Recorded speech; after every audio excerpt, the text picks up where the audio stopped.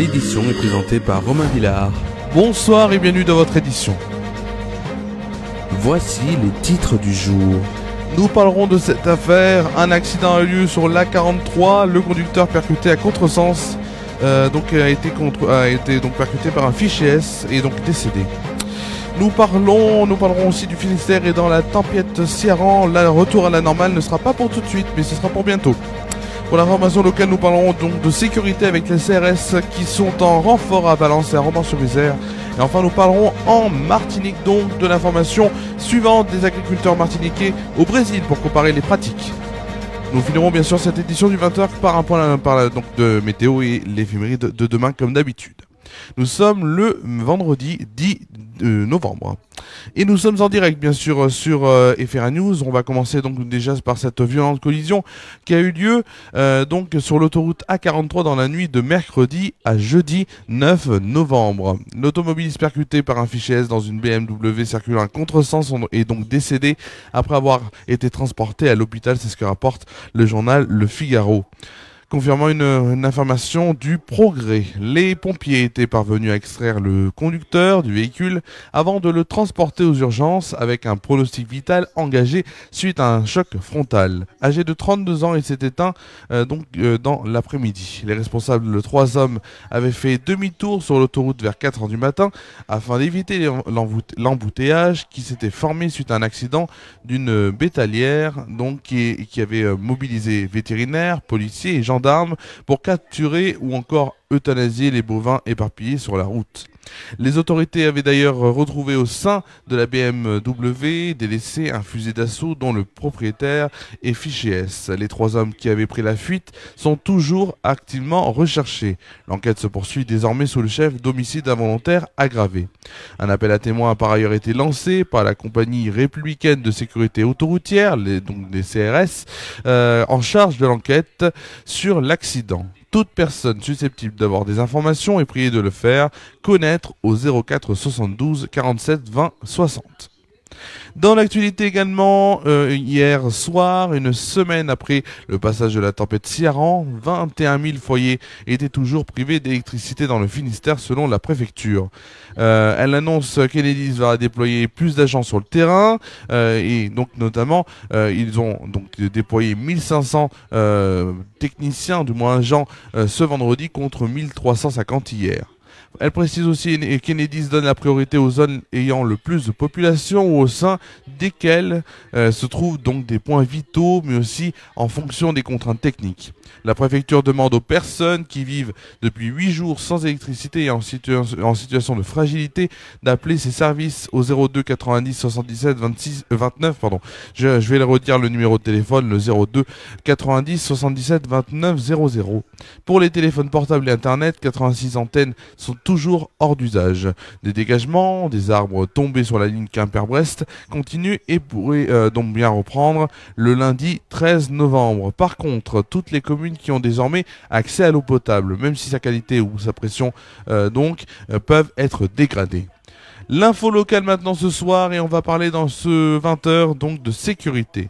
Les forces de l'ordre poursuivent leur lutte contre toutes les formes de délinquance.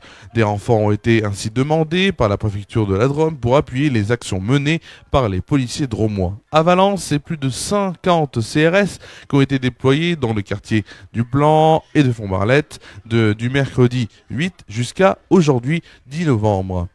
Plusieurs dizaines de véhicules et de personnes ont été contrôlées. 3 personnes ont été interpellées, dont un jeune homme d'une vingtaine d'années surpris lors d'une transaction de drogue. Par ailleurs, à Romans-sur-Isère et Bourg-de-Péage, un détachement de l'unité motocycliste zonale sud-est composé de 6 CRS a été engagé mercredi. Au total, 46 véhicules ont été contrôlés, une conduite sous l'emprise d'un état alcoolique, 3 défauts d'assurance et 18 infractions routières diverses ont été relevées. L'info maintenant venue de Martinique. Depuis 2 décennies, l'association pour la promotion de l'économie rurale organise un déplacement avec les agriculteurs martiniquais vers des destinations voisines de la Caraïbe et au-delà afin de visiter des exploitations et aussi donc de confronter leurs expériences avec celles d'autres professionnels de la Terre. Cette année, pour la 20e édition de ces voyages d'études et de découverte, l'APER a mis le cap sur Belém, dans l'état du Pará, au nord du Brésil. La délégation martiniquaise, composée d'une 50aine de participants, entame ses visites à partir d'aujourd'hui. Durant ce séjour brésilien, organisé donc en partenariat avec le secrétaire d'État au développement de l'agriculture et de la pêche du Pará, plusieurs rendez-vous sont programmés. Les Martiniquais découvriront entre autres à Belém une exploitation en agriculture syntropique, une ferme de buffles, une fromagerie, une chocolaterie ainsi que des unités agroalimentaires. Nous allons maintenant parler de football avec la Ligue 1 et le début de la 12e la deuxième journée de Ligue 1, donc avec à 21h Montpellier 13e qui va recevoir le leader Nice au stade de la Mosson. C'est la fin de ces actualités générales, générales, et on va tout de suite passer à une rubrique que vous adorez, une rubrique qui nous est importante. Pourquoi, vous allez me dire? Pour savoir quel temps il fera demain. C'est important, c'est tout de suite la météo.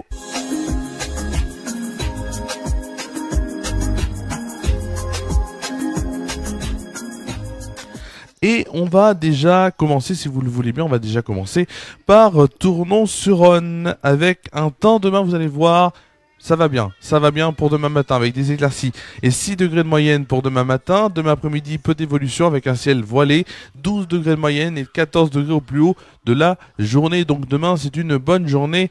Vous allez voir que, je peux vous le dire que dimanche matin notamment, il fera pas très beau, ainsi que dans la nuit de samedi à dimanche. Donc ça sera dans la continuité entre la nuit samedi et dimanche matin, vous l'avez bien compris. On va tout de suite pour demain matin voir le temps en France métropolitaine. Pour demain matin, donc, les éclaircies sont de retour sur le 3/4 du pays, mais il fait frais avec parfois quelques petites gelées au sol. Les températures pour demain matin en moyenne dans les grandes villes avec 4 degrés pour Orléans, Lyon et Aurillac, 6 degrés pour Paris, 3 Strasbourg, Dijon et Limoges, 9 degrés pour La Rochelle, Toulouse, Marseille et Nice. Pour le plus frais, il fera 3 degrés à Lille, Charlène-Mézières, Rennes et Montélimar. Et pour le plus chaud, 13 degrés à Ajaccio. Pour demain après-midi, c'est important aussi, le temps de demain après-midi qui s'affiche sur votre écran. Pour donc demain après-midi, la pluie revient par l'ouest avec une activité modérée au sud de la Garonne. Le vent souffle fort sur les côtes. Il fait beau en Méditerranée avec du vent d'ouest.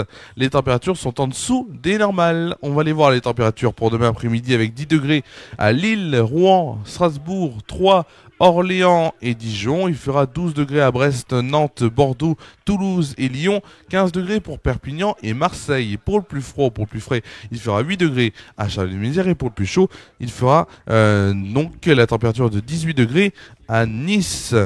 Nous fêterons quoi, vous allez me dire? Nous fêterons l'armistice de 1918, bien sûr. C'est pour ça que le 11 novembre est un jour férié. Le soleil se lèvera demain à 7h52, se couchera à 17h15. On perdra toujours 3 minutes de soleil et pas de dicton pour demain. Bon, ça arrive des fois qu'il n'y ait pas de dicton. C'est tout de suite la fin de la météo.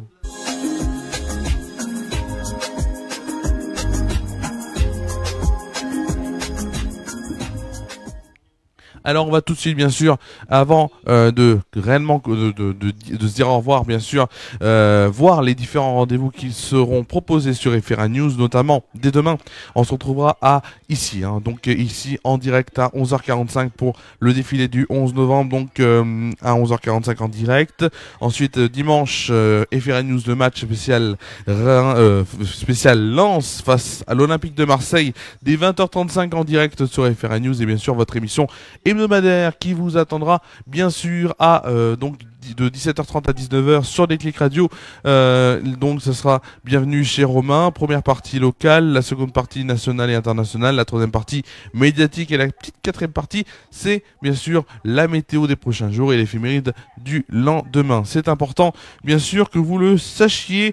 Notamment dans la partie médiatique, on parlera du second prime de la Star Academy. On fera un petit débrief comme on le fait et comme on l'a fait cette semaine. Bien sûr aussi Donc mercredi, le 20h reviendra donc en direct. Alors il reviendra mercredi en direct. Jeudi, ça va être peut-être décalé, je vous le dis. Alors, toujours en direct mais décalé un peu plus tard. Et vendredi, ça risque d'être pareil. Voilà, ça sera peut-être des journaux, mais ça sera en direct et ça sera toujours, bon, au plus tard peut-être 20h, 30, 21h, mais ne vous inquiétez pas, ça sera toujours en direct. C'est le principal. Merci à vous d'avoir suivi.